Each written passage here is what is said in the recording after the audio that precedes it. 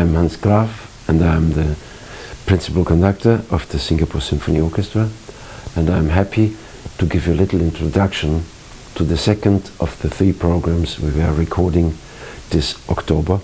And we are happy to do this and happy to play great orchestra music again, which was not very possible for a long while. It's still not completely possible, because you shouldn't get the wrong impression that what we are doing with 30 musicians to play a Beethoven symphony is normal. That's not what we really want to do, but we are happy to do this to show that we are here, that we are going strong, and that we are heading for the future of less restrictions and coming back to full bloom. So this program is now composed by one small orchestra concert, a small orchestra piece, which is an early violin concerto by Mozart, and one bigger, which is Symphony No. 7 by Beethoven. To talk about the Mozart first, our orchestra size here is probably just ideal and close to the original orchestra size Mozart had at his time. And he was about 17 years old when he wrote these concertos, all in 1 year, or approximately 1 year. This shows that he was obviously not only a brilliant pianist, more probably the greatest of his time, but also a very good violin player. And his job at the time was to be the concertmaster of the Prince Archbishop's orchestra in Salzburg. So with 17 years he was the leader of an orchestra, and he needed repertoire to show off, to show himself as a great violinist.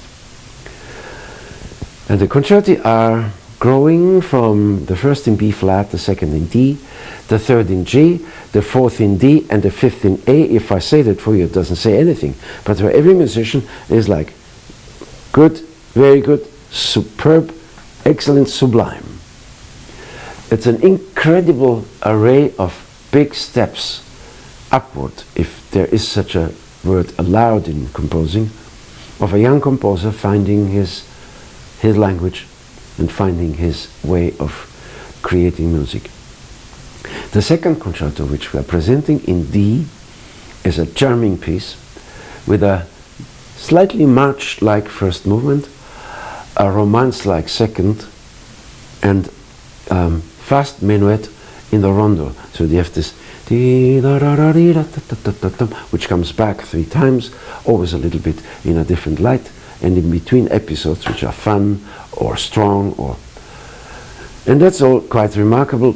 He was 17, but what's more than that remarkable is that we have a soloist who is 13, and it's your very own Singaporean dear Chloe Chua, and she's, if you meet her and see her, she's just a schoolgirl, very charming schoolgirl, very modest and very well behaved.